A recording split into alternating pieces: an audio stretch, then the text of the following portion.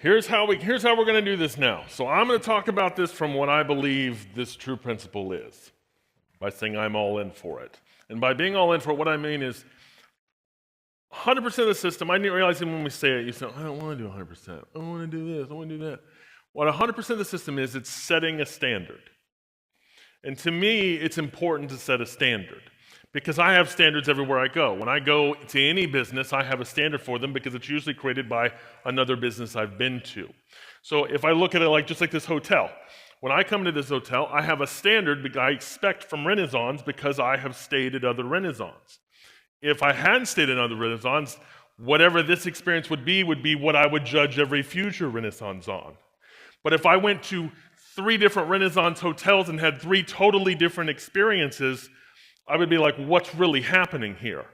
And I feel like that's what chiropractic can easily be. So many times it can be just a varying display of experiences no matter where I go. And I want to know, especially for those of you that refer patients to other places, I want to know if I'm sending someone to another office, they're going to get something normal. They're going to get something similar to the experience that we have. And that's why I feel the experience is important. We've said for a very long time, there's an old saying we use, like using Forrest Gump. Chiropractic's like a box of chocolates. You never know what you're going to get. And to me, that's a problem. Now, the easy solution to this is the understanding that in all of healthcare, whether it be hospitals, medical, eye doctors, ear, nose, and throat doctors, dentists, the bar for service has been set extremely low. Meaning, they don't really care about service anywhere else. You know this if you go to the emergency room. Do you ever go to the emergency room and think, wow, that was fun? I received so much good service there. Or do we think, oh man, I'm just about to give up 5 hours of my life, and it's going to be about $1,000 an hour, because they're going to bill me at least $6-7 grand for this deal, and they're probably just going to pump me with a saline and give me a Tylenol and say, go home. And at the end of the day, they don't really care about the service. They don't care about the timing. They don't care how long you sit there. They don't care that the TV doesn't work. They don't care that anything is happening right and anything is going good, because that's not really what they think they're there for. Healthcare has always had the problem of, healthcare believes that everybody just wants the solution, that they don't care about what comes first. And the trick to this is understanding that in business, the solution is great, but the service is what makes me want to come back and repeat. Service is what makes me want to do more. Service is what makes me want to be a part of something. And make no mistake, unlike everybody else, if we are going to ask people to come back 12 times, we need good service. We need to provide a service unlike anything else. We can't afford to be just like a hospital. We can't afford to do it just like it. So we have to set a standard of excellence that's different than anybody else does. Because I think a lot of the times, I think this can feel like, especially when you're coached, whether it's coached by your doctor coach or by your team coach, it's very easy to look at this and think, they're just trying to force me to do stuff. They just want me to do it their way. No, I just want to create a standard. I want a standard that's accessible, that's understandable, that I can apply to everyone, so that no matter where I go, I know I'm walking into something awesome. So I know that I'm doing something good. I once had a doctor tell me, he said, I know I push back a lot, but on the bright side for you, there's plenty of job security. And I always thought, no, I'm not interested in your job security. I want it done right. See, I want it done right, and I fight for this so constantly because I am a patient. That's me. I'm not a doctor. I'm a patient. And as a patient, I know that whatever I have to go to will make me decide how I'm going to view all of this. I don't think anybody puts enough realization into the fact that I am judging you every second. You guys understand that? Like, as a patient, when I walk in, I am judging you. Nope. I'm judging you every second that I walk into that room. I am going to judge you from the moment I walk in to the moment I leave. I'm judging the air conditioner. I'm judging the room temperature, the people in the room, the chairs, the cleanliness, the decorations. I'm judging if there's dust. I'm judging the computers. I'm judging how it looks. I'm judging if you look happy. I'm judging if you look like you want to be there. I'm judging how long I sit in this waiting room alone. I'm judging what this room I get taken back into looks like. I'm judging what the bathroom looks like. I'm just constantly judging because I am making my decision on where I come to you and whether this is the right place for me, and 99% of that decision has nothing to do with the solution. It has everything to do with, is this a place I want to keep coming back to? So this is something we have to be here. We got to be doing this for impact. But when we talk about 100% and we talk about the importance of 100%, I realize that one of the things, we say this even a lot in business. You'll see this quote. I pulled this off of Facebook. Somebody shared it, had thousands of likes, hundreds of comments saying, yes, sir, believe that, all that kind of stuff. And it says, always give 110%. It's that extra 10% that everyone remembers. And that doesn't make any sense. And here's why it doesn't make it. It's just because you can't give 110%. If I asked you, if you have a donut, I love donuts, just mind you, that's how we get to this beautifulness here. When you love donuts, if you have a donut and I say, hey, can I have your donut? You say, sure, I can have it. Which one do you want? I say, well, I want 110% of it. What do you give me? What does that even mean? Do I then get another donut? Or is there just some kind of magical additional donut that's going to come on? Or what does that even happen? What it means is that when we say give 110%, what we really mean is I want you to give about 90. Because even when we say I gave it 100%, we didn't really give it 100%. 100% means you can't even get to your car, you're so spent. It means someone's got to carry you because you've used up every ounce of your energy. But nobody really does that. We give about 70 and think we did good. When we give 80, we're like, you got pretty much everything. Because if we're all honest, we also know we need some energy when we get home. Those kids aren't going to feed themselves. And they're not going to put them to bed themselves. We have to make sure that we're giving 100% and at least trying for it. So as Ron Swanson says, give 100%, 110 is impossible. Only idiots recommend that. You guys, I'm going to have to we've got to lighten up. This room is so quiet. So quiet. Come on, we got to do this thing. You're going to be with me. You will have fun today, or I will turn this car around. So I need everybody, every team member, at least trying to give 100%, putting in the attempt to get 100%. Because here's the real simple truth. You can't get 100% results with a 70% follow-through.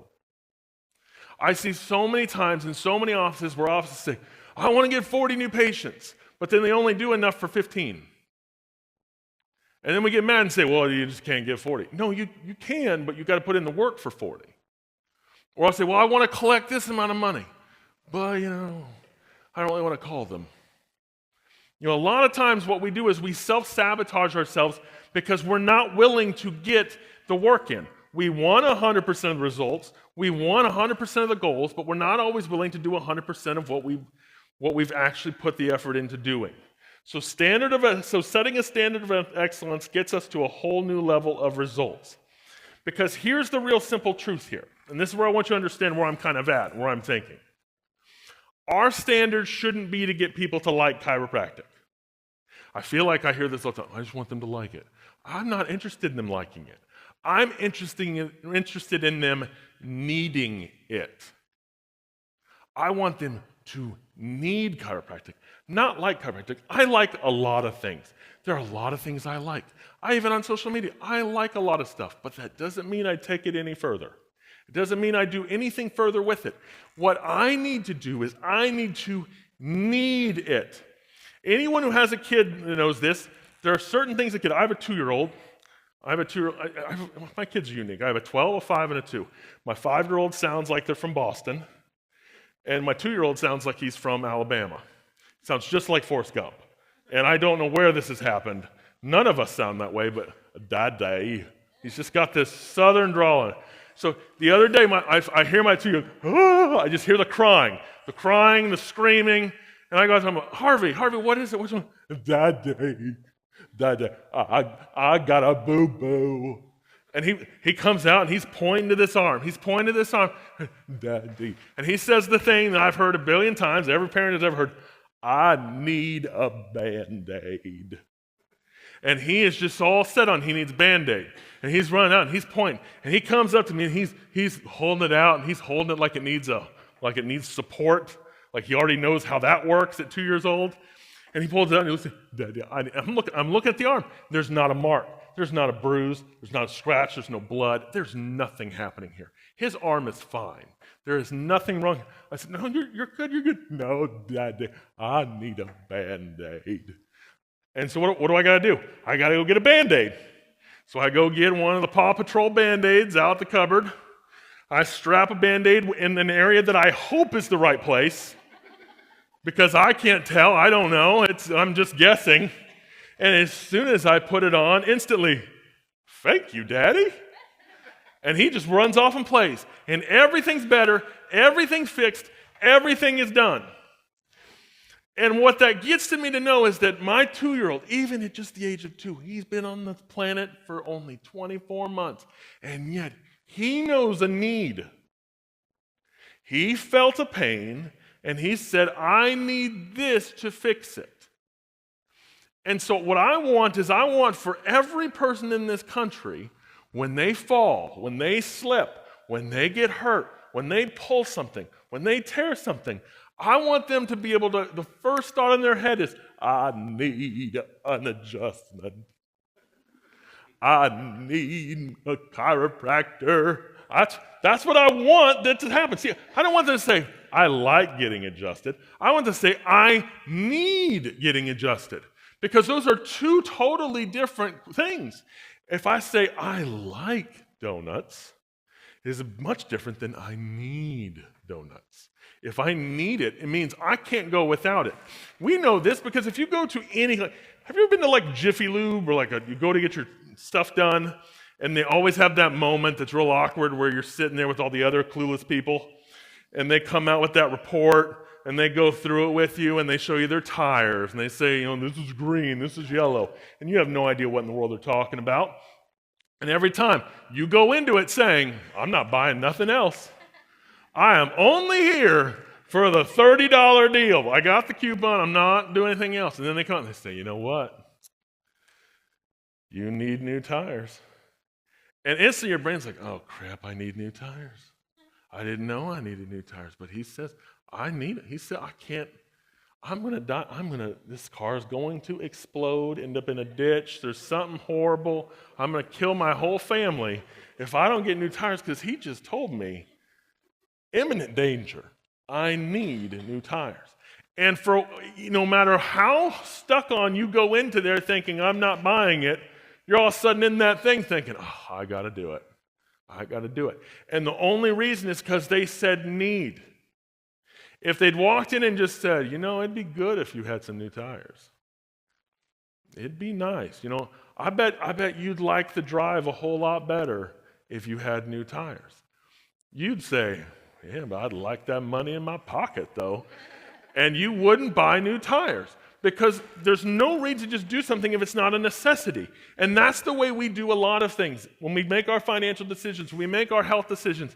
I know a lot of people who've walked around in pain for a very long time, not because they didn't want a solution, but they also didn't feel that it was a need yet.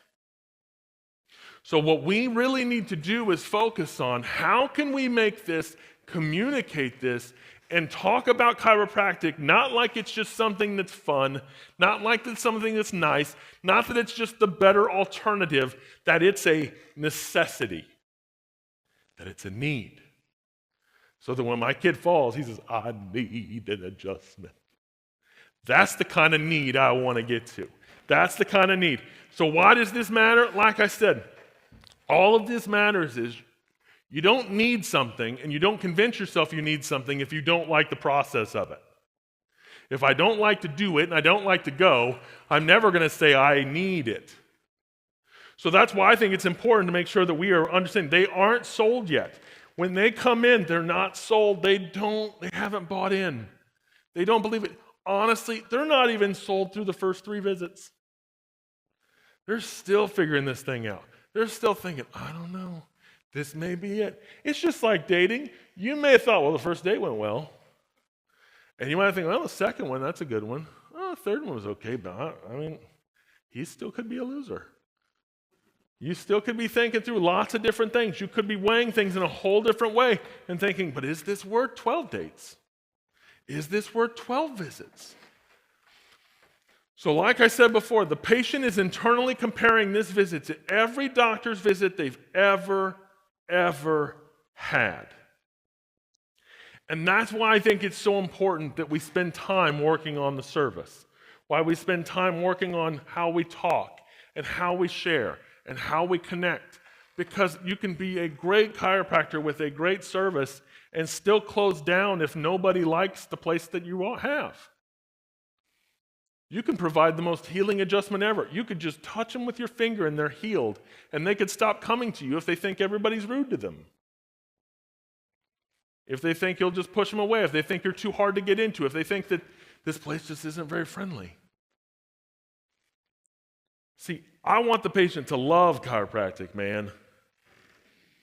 But what starts to happen is when we start teaching a lot of things that have to do with service, that's when the 100% stuff starts to fail. And it starts to fail, docs. I don't want to blame you, but it's a lot of times you because you start to what we call touch it.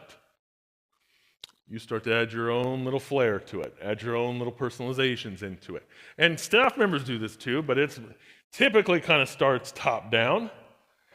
And here, just like any parent would say, stop touching that. If you're a parent, you've uttered that word a million times. Doesn't matter where you go, don't touch that. Put that down. You're going to break it. I know this. I have an office. I haven't learned yet. I still have things that get broken in my office because my 2-year-old wanders in and thinks everything's a toy, whether it's glass, whether it's sharp, whether it's plugged in or not, or thinks it could be plugged in. He's going to mess with it. And I'm constantly saying, stop it. Put that down. Don't touch it. Don't touch it. Do not touch it. You're going to ruin it. You're going to destroy it. You're going to hurt it. You're going to hurt yourself. And just like the toddlers, that's how we have to be with the system. We have to quit touching it. We have to quit. See, if a staff member decides to touch the system based on what they've done somewhere else, this happens so many times. I'll see this, and this is usually the excuse that happens. They'll say, well, you know what, my last job, we did this, and this worked really well, so we should try this here. And that's cute and all, and you know what? Sometimes, every now and again, that works. But it's not a universal. That doesn't really work. One of my favorite places to eat is Maule's. Do you guys know what Maule's is? Maule's is the better version of Chipotle. Dare I say, because their cheese dip is so much better. And they actually always have the ingredients, unlike Chipotle, which no guac today, and I'm just furious. So I walk into Maule's. I love me some Maule's. And if you know about Maule's, when you walk into Maule's, every single person that is working in the restaurant is supposed to stop everything they're doing and yell, welcome to Maule's at each customer who walks through the door. So no matter what you're doing, even if you're already in the store and someone's working on your burrito and somebody walks in, they stop, welcome to Maule's! And they yell that. And when you're new to this, especially your first time, you're like, this is amazing. They are thrilled to see me. And then about the 10th time, you're like, they know me. I am famous. Because every time I come, they want to talk to me. And it's a nice feeling. It's a good feeling. And that works. And I love it. But I wouldn't apply it to healthcare. I wouldn't have it where every time you're adjusting patients, if someone walked in the door, all the doctors ran out in the minute and said, welcome to Family Chiropractic! Like, what is happening in this place? What is going on here? If it was an emergency room, if you came to the emergency room and you got your kid in your arms and they're not breathing well and you're frantic and scared, all of a sudden every nurse jumped out and said, welcome to the emergency room! You'd be like, what is happening? Is this real? Do they even care? We're dying here. And they're just thrilled? No. See, not everything works everywhere. Not everything was meant for everywhere. I'm thrilled with greeting everybody if we're making burritos, but that doesn't really apply to our office. So just because something works somewhere doesn't mean it's going to work here. So we have to keep this in mind. It isn't that we don't want you to touch the system. Realize over the years, we have touched our own system. We have tried to maneuver things. We have tried things. There have been some things that have worked really well, and there have been some things that totally bombed. And we have a good working system. We test it all the time to make sure it's still functioning. But if we start personalizing it, when we start monkeying with it, oh boy, it's not going to work. And the reason it's not going to work is because what we're really doing, what this is all about is this is all about creating value. That's what this is. This is how you make sure that people understand what your services are, they understand the necessity to pay for them, and realizing that they are getting a great value. That's what we really want here. We want them to see the value in it. So committing to a standard of excellence means accepting that your position is bigger than just a job. You are creating value in yourself, your team, your office, and your patients. That's what this is all about. It's about creating value. Now, I'm going to sit down a second. I have a couple herniated discs, so every now and again I got to give us a break here. But in each 24 hours, I believe that as a Christian, I believe that God is watching me. I believe that I am constantly being judged by how I do things. And just being straight, I don't do it great a lot. I mess up a lot of things. However, in each 24 hours, I know that 8 hours, hopefully, is that how much sleep? I would say it's more like 6 or 7, if I'm honest. But let's say it's 8, just to be reasonable. So 8 hours of sleep, 8 to 10 hours at work, and then there's 6 to 8 hours of our free time. I don't believe God is judging me by my free time. Now, I'm not going to say he doesn't judge me then. What I'm saying is I think he's judging me for way more than that. I think that when I go to heaven, what I have lived by and what I have done is not just based off of what I do outside of work, because that's my full control. I believe that while I'm at work, I'm being watched. And I believe I'm supposed to be a reflection there too. And I think that that's a big thing that we a lot of times forget. I think that it's very easy to think, well, I'm just getting paid here, so this is me at work. And then I'm someone else when I go home. And that's me, that's the real me when I leave here. I'm paid to be this nice person over here, but when I go home, that's when I get to be the real Ryan. And I don't think that works. I think that you're the same everywhere. And I think that God is expecting me to be the same good person at home, or at least hoping I'm the same good person at home, that I should be to all the people at work. I think everybody at work is watching. I think everybody at work is thinking. See, if God's judgment is at work, then I want my work to be a reflection of my value. And I believe that reflection of value is something that should be paved and put into others. And I think that my work creates value. See, let me put it a little different way. I'm not a chiropractor. I'm also not a staff member. But I believe I've healed millions of people.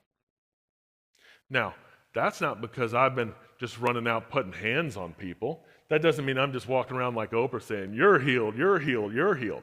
That means I believe that over the years, as I've been doing this job and the things that I have taught and the things that I have pushed and the patient education I have created and the marketing that I have built and the marketing I have taught and the marketing that's being implemented, I believe that every single life that came from one of those, every single person healed that came from something I taught that could have been implemented, I'm going to take some credit for that.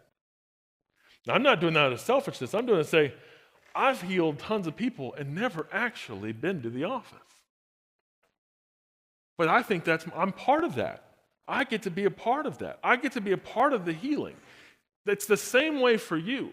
It's very easy, like let's say if you do collections, to be like, I don't really do the healing thing. I'm just out there yelling at insurance people. And it's very easy to think that that's not your thing, that everybody else is doing the healing part. But you're just as much a part of this as ever. If you don't collect that money, we can't pay anyone to be here. And if we can't pay anyone to be here, nobody gets healed. Does this make sense? So there's a direct connection at every single position for healing. But you have to be willing to think that through and accept it first and realize the value of bringing. My value comes at the very start. I'm no different than a tree. I believe the tree is important because even though it's just a tree and it just provides shade, somebody else can take that tree and make something out of it. And what that tree was made of can become a chair, can become a house, can become a church, can become any number of things. But it all started somewhere. And I believe that's why I understand where my value is. My value in healing is that I hopefully inspire and push you to go heal more. And we reach more people. But that's why there's value in pushing for 100%. Now, in this, by committing to 100% standard, I do want to talk about what I feel like are my two biggest touches to avoid. These are the two most common things in most offices that I see happening that we need to stop. Okay? So we're going to make this very, very simple. The first one is setting too low of a standard of training. This one is a really big one. It is so easy for when we train to set low standards for the training, because what the training really is we're just trying to say we did it. We're just trying to check it off that we completed it. We're not really trying to master it, to learn it, to do it right. So let me ask you just a very simple question. You don't have to respond. I don't need you to raise your hand or anything, but just internally. If I followed you around for the day, this goes for every position. If I followed you around for a day, on Monday, I showed up and just shadowed you, how would you think that I would grade you on the system? Would I say you're doing 100? Would I say 80? Would I say 50? Would some say, I don't even think you'd recognize what's happening here? See, I think a lot of times what we do is we apply standards that are lower than what another person's standard is. And I know this because one of my favorite things to do, I've been doing this 20 years, and one of my favorite things in the world is to show up unannounced at offices. So when I'm traveling, every now and again, I'll pick an office and I'll just show up on Friday. And I'll just walk in. And I love doing it because it's always the same. It's the same at every one, and it happens this way. I will walk in, the front desk person will see me, and it's always a 3-phase process. And it all happens in about 10 seconds. And it's instant like, it's the recognition. There's the guy on the computer, one that I watch to, all the stuff. And then it's instant like, oh no, what does this mean? Why is he here? Are we being graded? Is this a test? And then it's like, oh no, he's gonna know. So it's like happy, shock, and then fear, all in one. And I get this kind of look like, we're glad you're here. I'm like, no, you're not. Let's just be honest, you're not. And I get to just kind of live it. So I did this not long ago. A few weeks ago, I went to one of our offices unannounced. And I showed up. She did all 3 phases. I just watched her life flash before her eyes. And she's like, would you like an adjustment? I said, sure, I'd love one. That'd be great. I'd like to see the office, but I'd love an adjustment. And so I'm starting to go back. She comes and gets me after they talk it over. It was like a huddle. And then she comes out. And as we're walking back, and I'm going back into the deal through the hallway, she leans into the reception area where the other people were, and she did the thing that we all do where she whispered, but it's still everyone could hear it. Like it was like I want to be secretive, but at the same time, it needs to be loud enough that the whole world should hear it. So she leans back in the room and she goes, do I show him the video? And I tapped on the shoulder. I was like, I appreciate that you know what the video is. Thank you for saying that. But no, I don't need to see it. I was like, I can tell it to you if you'd like. I made it. I have it very well memorized. I wrote that sucker. I can give it to you now. I can word for word it. And she's like, oh yeah, no, don't do that. I was like, great, let's go to the room. Let's get this going. But like I was thrilled she knew what it was. I was thrilled that she even thought about it.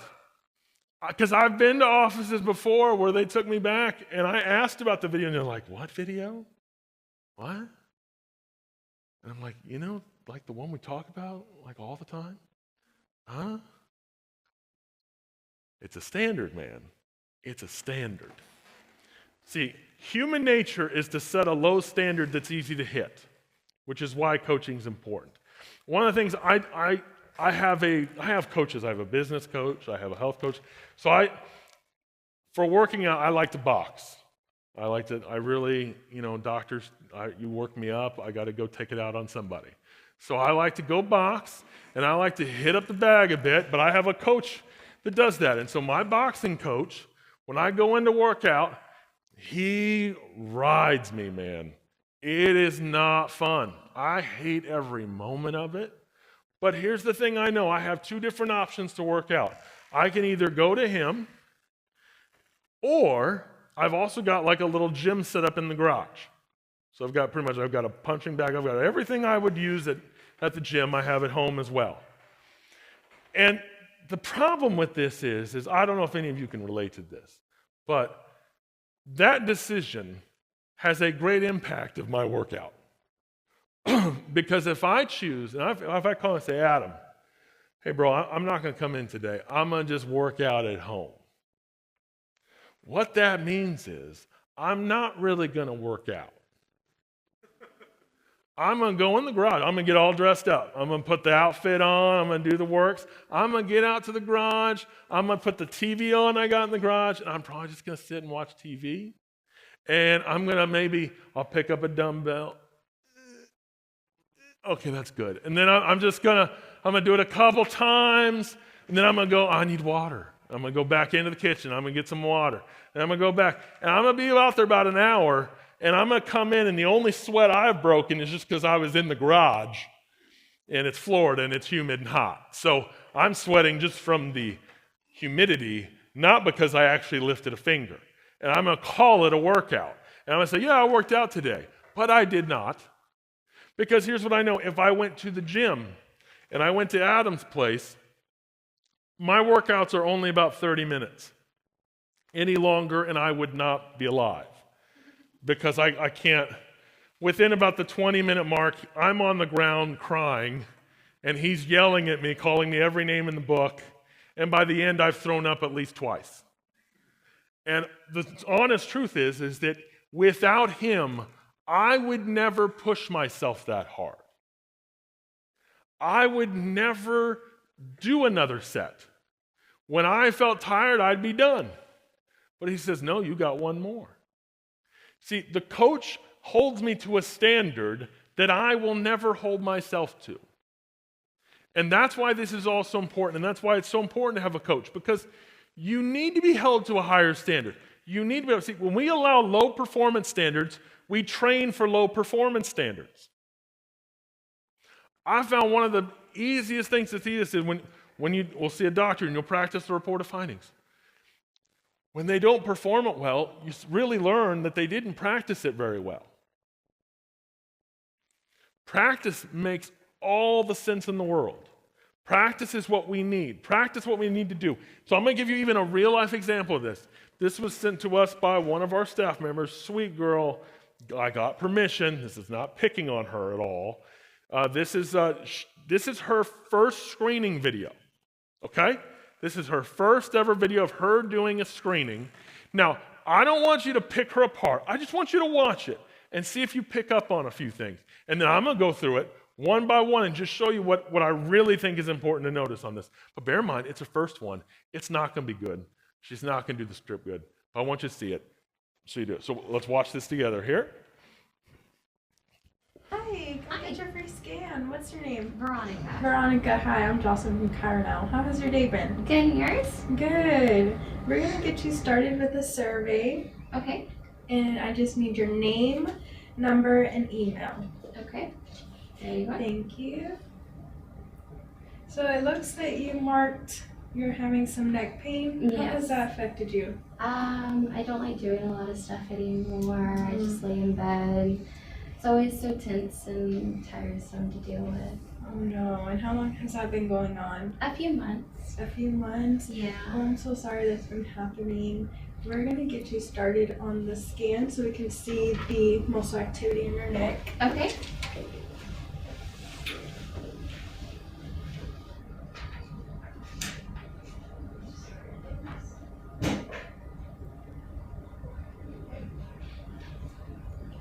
Okay. See, that wasn't so bad. No. And the way this works is that it's like a stoplight. So the green means it's healthy. The yellow is telling us to be cautious of the red, and the red is something that we want to try to get fixed as soon as possible. Okay. And if I had these scans, I would want our doctors to try to help me out. And the thing about our health provider, is that we not only give you this free scan, but a free blanket, consultation, exams, x-rays, and any x-rays that you may need for $40. Okay. And we give you the opportunity to give back to help us give back to the community. With that $40, we'll all go to a local charity. And I'll have a 9 o'clock tomorrow. That's perfect. Perfect. Okay. All Here's right, your thank you. appointment. And we do have to do a down payment of $20 to reserve your spot. We accept cash, credit, and debit. Which would you prefer? We can do debit. Debit? Perfect. Then let me give you your free blanket. Oh, thank you. All And I look forward to helping you and seeing you again. right, thank you so much. No problem. Okay, so let's look at a few things. I first want to just start off just with the very simple one. I wouldn't give away a blanket, okay? And here's the thing. I'm not saying that because I don't like blankets. I have learned over the years that one of the greatest gifts you can give any woman is a blanket. It's a Christmas go-to because my wife, my mom, my grandmom, you give them just a big, comfy, heavy blanket, and that's the greatest thing in the world. However, as a screener, the last thing I want to do is carry 20 blankets around everywhere I go. If I'm going to give something away, it's going to be light. It's going to be not weigh much, not take up much room. I don't want to carry that around. So just keep that in mind. It's a cute idea. It's a nice idea. It's a very luxurious idea. But man, oh man, I wouldn't want to do it. But let me go through step by step here. Like I said, I'm not judging her. We're not even talk about the script. We're not even talk about what she said. What I want to talk about are just some basic things that I'm not sure if you noticed. I want to make sure you did. So we'll start off. She said we're going to do a screening survey, and she handed her a business card. There's no such thing as a screening survey that's a business card. It's not. You can't do it that small. She just found one in the office, said we're going to try this out. And so she handed her a business card. The girl fake filled it out and then handed it back.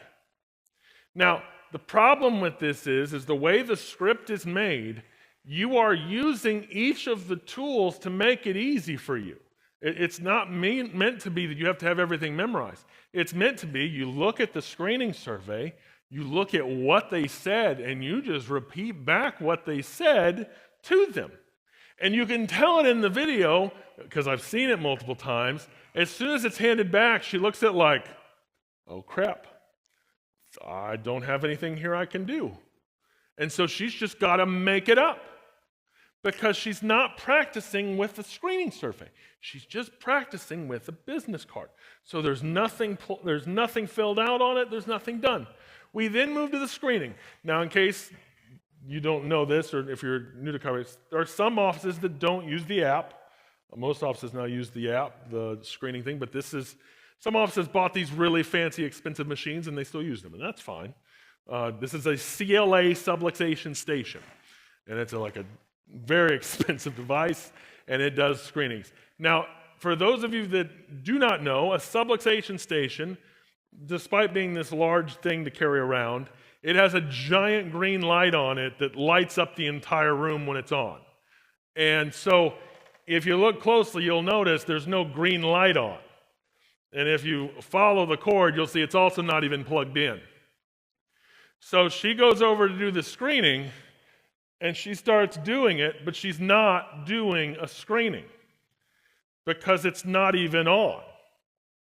And then she says, look at the screen, and there's like an Excel document up on the screen, and she says, look at the green and the red, and she's just trying to do the script while looking at something that isn't even there. She then picks up the exact same business card that was used as a screening survey and says, here's your appointment reminder, and gives that back. Now, why am I pointing all this out? She practiced a screening and never did a screening. Do you realize how weird that is? Do you realize how weird it is to send a video of a screening, but you never actually did it? Let me put it a different way, just because you see somebody, you're like, yeah, but I don't know, this could be, that might be, we do that, it sometimes works. No, if I told you after this conference that I needed to go work on my horseback riding, and I love horses, and I'm going to go work on my horseback riding, and as you're walking to your car, you see me out in that field just going, and you just see me hobbling around out there, you'd be like, is that the guy that we just listened to for 3 hours? He's crazy. Do you see him? He said he's going to be horseback. There has to be a horse for me to go horseback riding. Just as there needs to be a screening done if you're going to practice the screening. I don't know about you, but I don't think anyone doesn't need more practice. If Michael Jordan's or LeBron's going to go practice basketball, they don't go into the court with no ball. You got to have the ball. You got to actually shoot it. You got to actually see if you make it. So if you're going to practice a screening, you need to actually do a screening. If you're going to practice a screening survey, use a screening survey. Because here's when I say when you practice with low standards, you get low performance standards. What happens is she practices like this. When she goes into the real world at an event with everything set up and all the actual real stuff, she's not going to be able to do it because she hasn't practiced it with anything real. It's different when it's game time.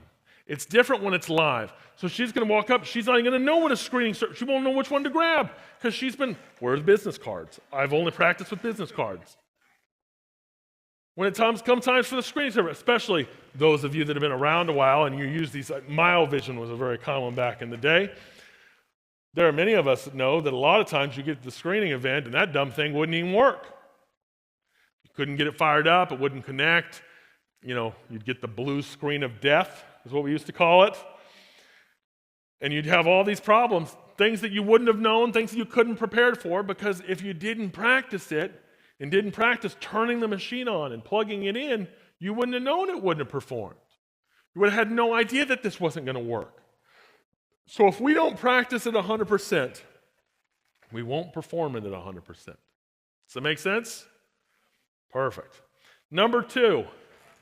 The second touch to avoid is putting self-interest before the patient. Dropping procedures reflects a lack of priority in customer service. Like I've said before, there are tons of offices who had skilled chiropractors that were expert healers or brilliant minds who had to close their doors because they focused on treatment of the spine and not treatment of the person. They closed their doors because they focused on treatment of the spine and not treatment of the person. And I do want to make sure I point out, docs, because I know how some of you think, well, we do treat the whole person. That's not what I'm talking about. I'm not talking about the whole body. I'm talking about the person. I'm talking about the feelings. I'm talking about the connection on an emotional level. I'm talking about how you treat people. So when I say treatment, I'm referring to providing excellent customer service. Because this is when I go to any local store, it doesn't matter how great it is. If it's not good service, I don't go back. There was this is about a few months ago now, my wife and I, we decided to try a new restaurant. There was a new restaurant that opened up by us, and we booked it for after church. So we went to church Sunday. We're all dressed pretty decently, so we thought, let's go to a decent restaurant. So we go to this new restaurant called the Triple Tail, and it's gorgeous. I mean, came in, it's got that kind of modern, fancy, industrial look that everybody tries to do nowadays. It was very nice, looked good, smelled good, clean, gave off all the right vibes. And we go and sit down, and so it's me and my wife, our 3 kids, and we can't get a waiter to save our life. I mean, we're watching everybody else get served, and like 10 minutes goes by, and we got nothing. We're just sitting there with menus. And finally, I grabbed the manager. I was like, can you find somebody to help us? And he's like, oh, so no one's been here yet? No. Do I have a drink? Like, usually even water would be nice in the first few seconds. And so he goes and gets this, and this guy comes out, dressed very nicely, and he comes over, stands in between me and my wife, and he says, I'm sorry to keep you waiting. I prefer not to wait tables with children. And my wife just started giggling. And I was like, oh, this is not going to be a good day. Like this is not going to go well at all. And bear in mind, my children are angels. They are perfect. They never act up at the dinner table. That's not because I'm a great parent, because I've given them an iPad, and they're going to be silent and watch that iPad so I can have a good meal, so I can enjoy it. It's selfish. I know it's not the right thing, but it's necessary sometimes. Well, we're sitting there, and so we go through the whole field, and here's the honest truth. The food was great. The food was amazing. The food, the place, the whole deal. We're walking out of there, and I looked at my wife, I was like, well, I was like, their food was good, and she's like, we are never going back. And I think it'd be very easy for that manager or anybody else in the restaurant to look at it and say, well, maybe they didn't like the food, maybe they couldn't afford it, maybe they blame 100 different things, but they didn't look to the real reason. The real reason is they told us they didn't like children. Now, I don't care if you don't like children. Keep it to yourself. Because I got news for every single person in this room. Every one of y'all was a child. Like, there's no way to just create adults. There's no way to just avoid that process. There's only one way this works. We're not going to go through that. That's a different health seminar. But we're going to talk, there is just one way to do this. And he was willing to write us off. He was willing to throw us away because we had children. That is putting his self-interest before mine. He put himself before the customer. Now, I'm not saying he should put me over, but I'm saying if I'm paying you and I'm coming to you and you want this to go well, don't put yourself first. The integrity system has been created for the patient. It's not been created for you. It's been created for them because you have to come back unless you just decide not to anymore. But the patient, we need them to come back. So everything we do is based on making it a need for them. See, the steps in the system are created to wow the patient so that when they tell others about their experience, they will do it. They will get it. Doctors, I'm telling you right now, stop trying to monkey with it. Stop trying to add your own little things. I feel like I missed a step. I remember a slide that I'm not seeing because I'm pretty sure. Yeah, we'll come back to that. So what this is let me kind of paint it a different way because I love food and we've talked about food. So if we talk about food, my father-in-law is a chef, has a pizza restaurant. It's ranked the top pizza restaurant in the state of West Virginia. He's got all these awards. It's a pretty phenomenal place. They have lines. It's usually a 2 to 3 hour wait an evening for pizza.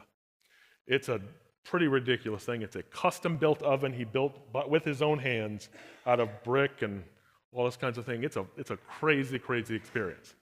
So being that he's got this and it's done so well, he's very good at cooking everything.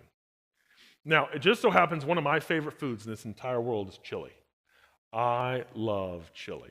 I can eat chili. I make a pot of it usually at least every other week. I can just make it and eat it for the week and just love. I love it. I love every kind of chili. I've had every kind of chili. I've had everything from deer chili, bison chili, chicken chili, turkey chili, white chili, 3-bean chili. You name it, I've had it. I've had the chili that comes from the store. I've had it coming on a hot dog. It doesn't matter if there's chili, I'm kind of there. And so my father-in-law says, hey, let's make chili. Last time we were there, I'm like, oh, yes. I'm in. And so he makes chili, and we go to eat it. I'm telling you, it was the worst chili I've ever had in my entire life. It was awful. I mean, it was, I'm like, maybe, am I sick?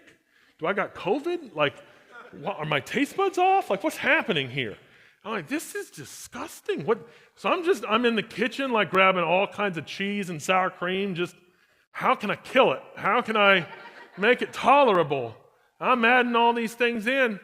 And finally, I told my wife that night we went to bed, I was like, babe, I love your dad. He's a great cook. I love your family. I'm very blessed. However, that chili was awful. And again, she started her giggle. And she's like, yeah, I know why it's awful. I was like, what? Did you see something? Like, did something happen? And she's like, well, my dad has a secret ingredient. I was like, what does that mean?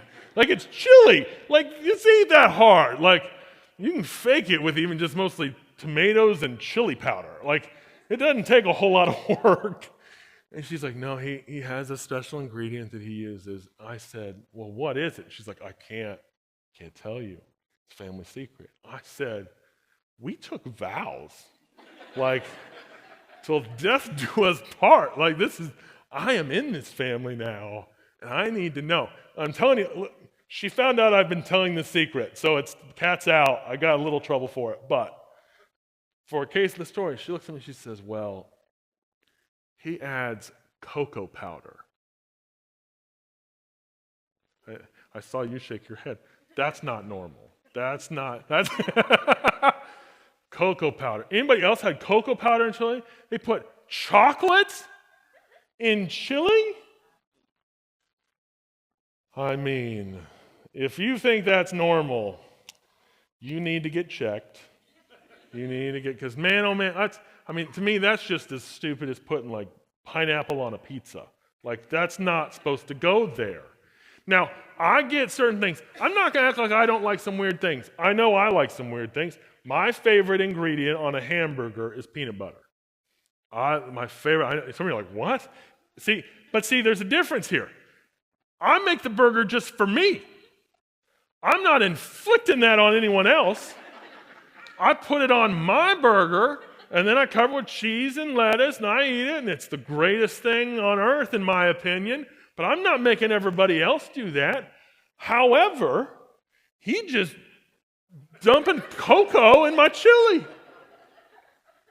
That's an ingredient that's not supposed to be there. Now, doctors, you guys do this all the time in little things. You will add your own little personal touches thinking it's the right thing. If I go to your office and you say, well, I did it. Well, let's use a different example. Let's say I go in for a surgery.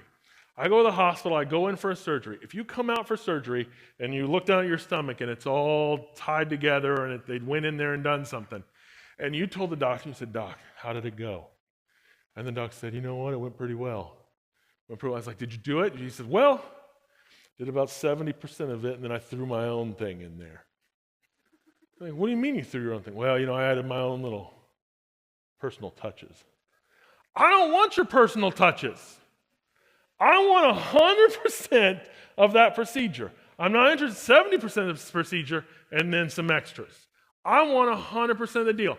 So like if we look at like art, let's say that you are an office that sells art and you say, well, I've got a copy of the Mona Lisa. And I say, well, I want a copy of the Mona Lisa. I love art.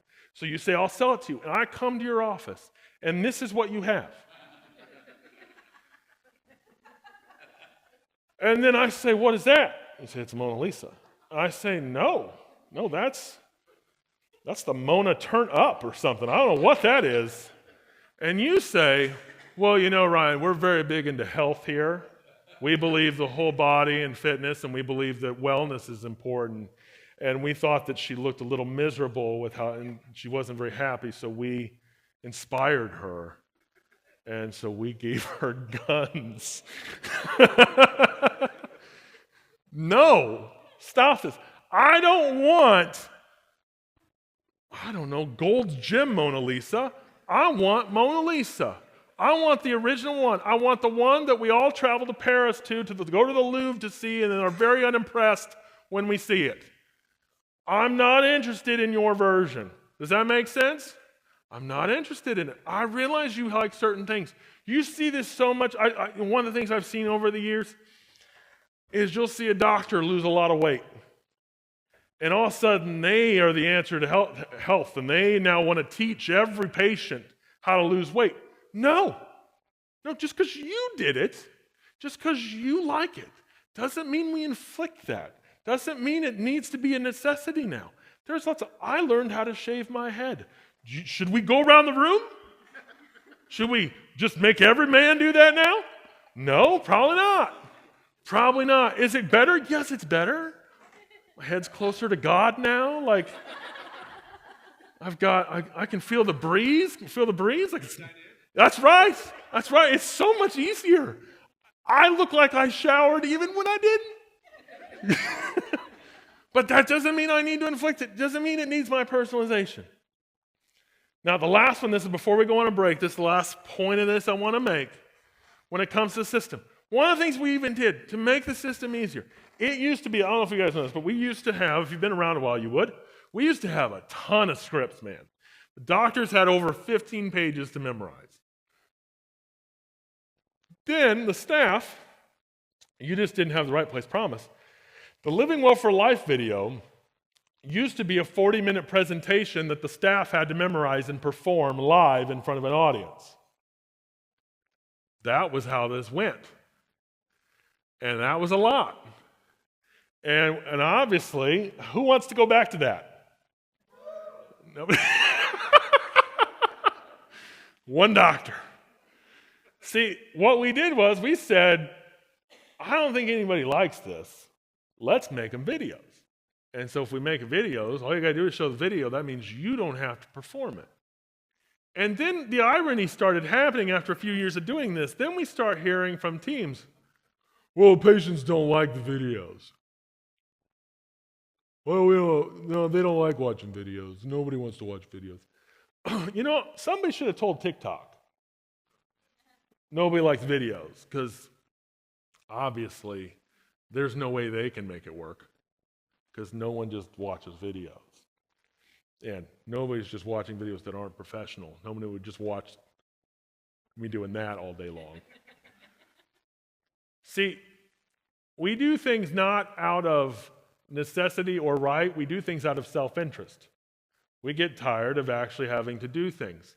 I realize sometimes you don't want to press play on the video again.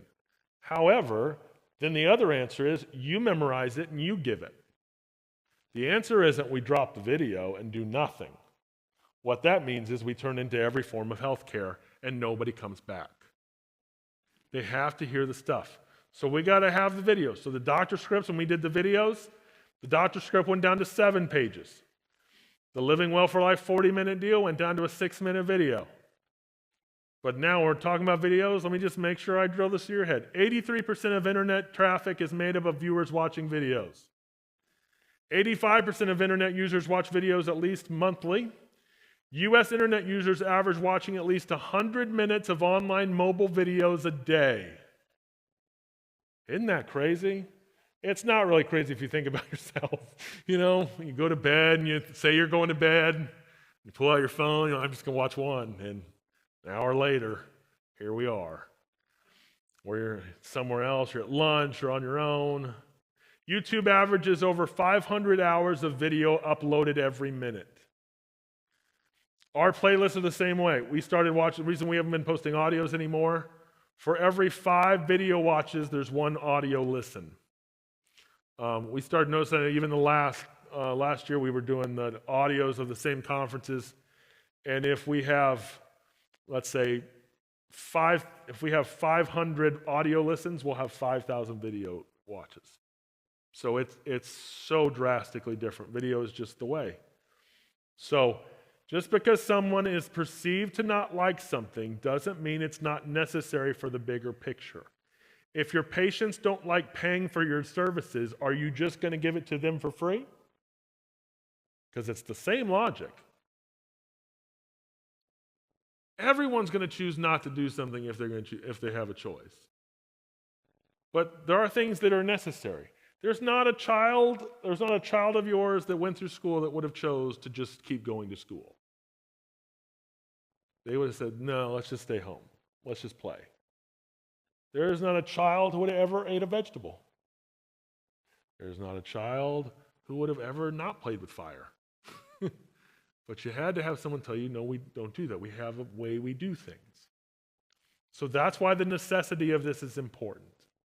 It protects the office, it protects you, but most importantly, it creates a standard. A standard without this replication, without the standard nationwide, we continue down the Forrest Gump mindset where when you go to a chiropractor, you never know what you're going to get. And that's a problem. And that doesn't help us. That doesn't get us to the 80%. That gets us further back to just 8. Okay? Does this make sense? Can you guys hold a standard? Can we commit to a standard? We're not going to go take a break until everyone says yes. Are we going to have a standard? Yes. Oh, there it is. There it is. What do you know?